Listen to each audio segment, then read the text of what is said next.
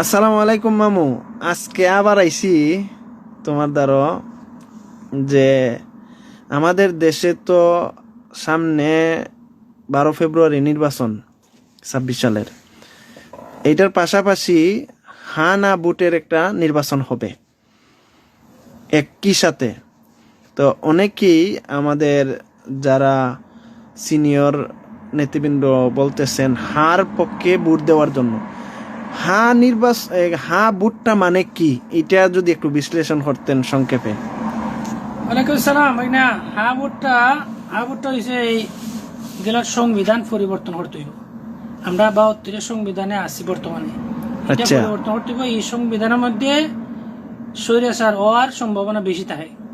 এই আচ্ছা। সংবিধানের মধ্যে অনেক ইসলাম বিদ্বেষী কথাবার্তা আছে। এই সংবিধানের মধ্যে ইন্ডিয়ার সবকিছু বানাই দেওয়া।